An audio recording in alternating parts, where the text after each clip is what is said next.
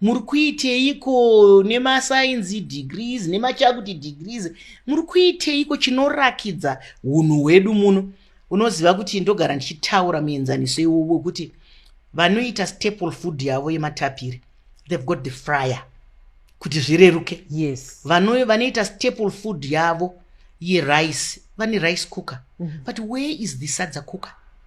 Invention. Vana vedu vari kudzidzei uku. Iye zvino mugore ra2022 tanga tisingafaniri kuramba tichingoti nechimugoti kubvu. Tingadai taakuti tikati bhatani rinongwerera sadza rapambira, ngwerera rakukwata apa, rakushinyidza, rakumona. Iwe wakagara zvako so richiita.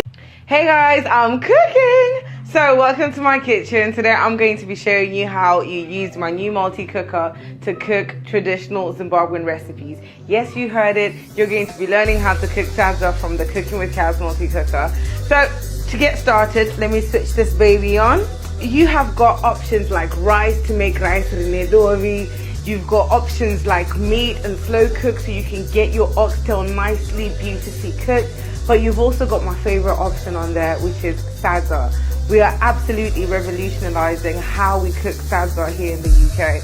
Whether you are working a night shift and you want to have sadza first thing in the morning and you don't want to be there morning, get you one of these. Whether you're a busy mom and you want to cook for a family after work, you need one of these.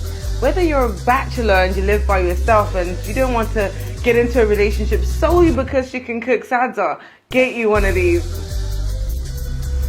Okay, so I'm going to be telling you what this multi-cooker comes with.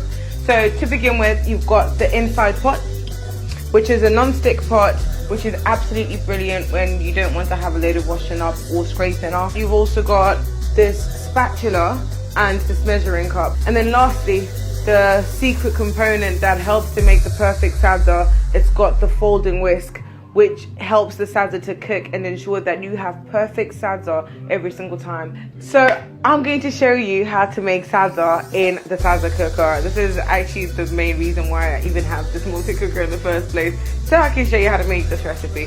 You need water and you need fufu, which is grounded maize meal. I'm making sadza for about 2 people.